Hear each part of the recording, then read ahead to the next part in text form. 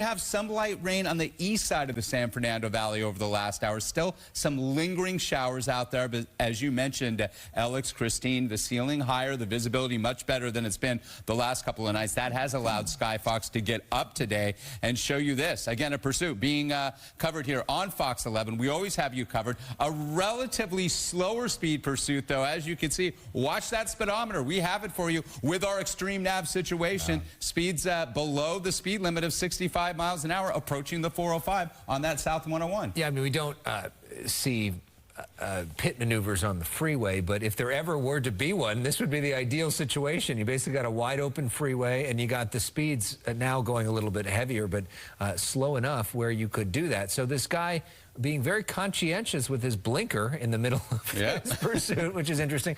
One thing that is happening tonight in certain areas, we know it was happening tonight in Agora Hills, which this may or may not have driven through based off of the way that this happened, is potholes on the freeway.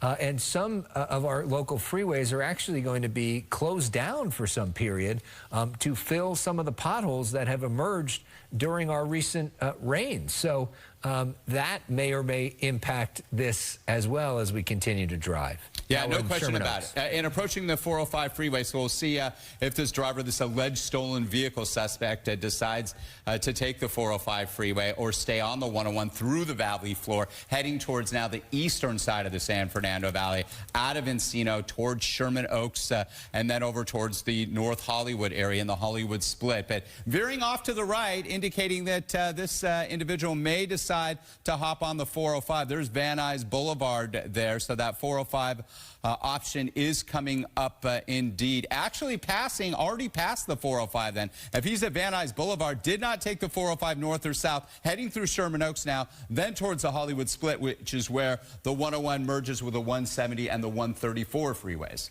You know, I had appreciation for this driver who was going at these lower speeds on the freeway with those cones and those construction workers that you would see on the side there, those crews that were working.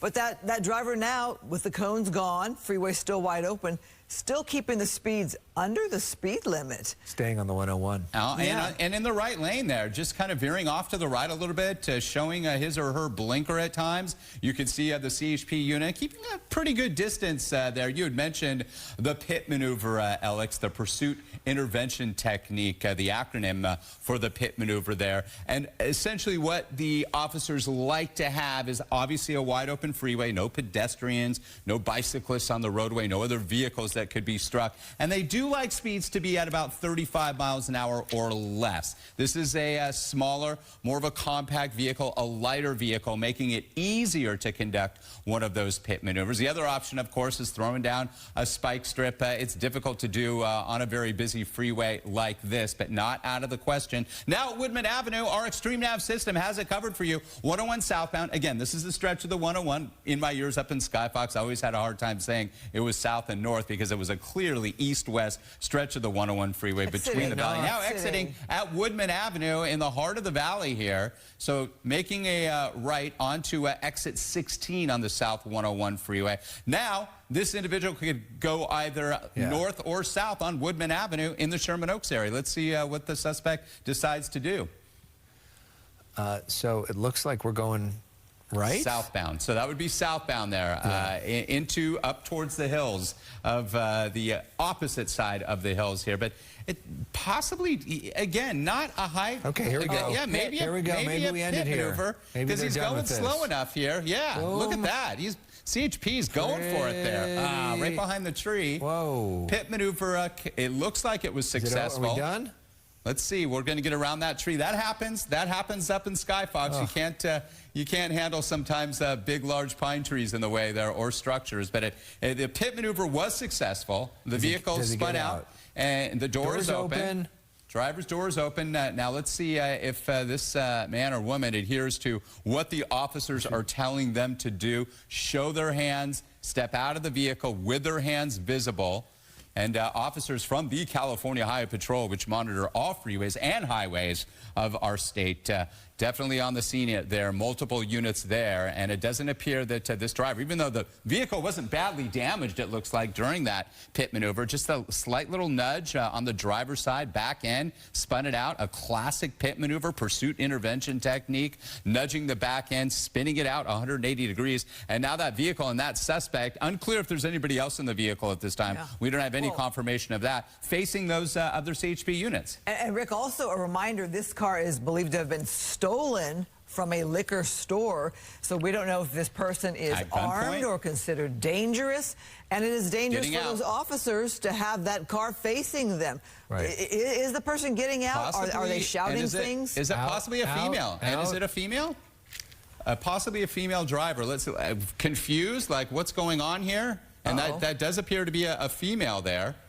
Yes, but we say confused. You know, there was a CHP unit behind her for a very long time. You're right, but to the point where she's like, what? It appears just by her body language and holding up her hands the way she did, you know, what's going on here? That's bizarre behavior right there. If you've got cops looking at you and yelling at you, perhaps even guns drawn, to not have your hands up or to She wasn't speeding. She wasn't speeding. She was trying to abide by all the laws, which we saw. She was going below the speed limit.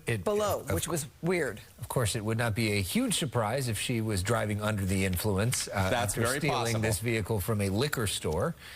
So we don't know what her backstory is. We still have not seen officers approach her. Looks like she's gesturing with her arm. And the other thing we have not seen them do is approach the vehicle and clear the vehicle to make sure that there are no other people in that vehicle. We don't know the nature of how she got this vehicle. If she does happen to have a weapon, it certainly looked like she had her hands up for at least a moment, but they're going to want her to follow commands, which at some point would be getting down on the ground.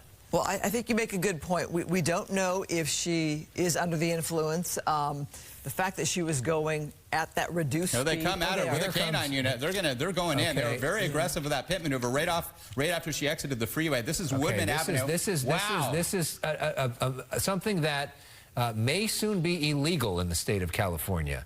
There is a debate in the state underway where some claim that this maneuver is disproportionately targets black and brown people and is unnecessary and unfair. There are some law enforcement people that say that it's important. But this is quite a fight. She doesn't seem very fazed by it, at least in terms of how she's acting, ripping her sweater off, the dog did. Now here comes the officers, and they're just going to take her into custody here. Keep in mind, she wasn't showing her hands, and that can be alarming for law enforcement because somebody could have a weapon, a gun, a knife. It is sometimes hard to see police activity like this with the dog. It looked at the end there like the dog had her sweater versus actual flesh, but perhaps the dog did get a bite in there. But bottom line is the pursuit is over. She is in custody. And a little bit more information about how this all started. We found out that this was a liquor store in Camarillo on East Ventura Boulevard. The pursuit itself started in Moore Park. So we've covered a lot of territory here through multiple counties.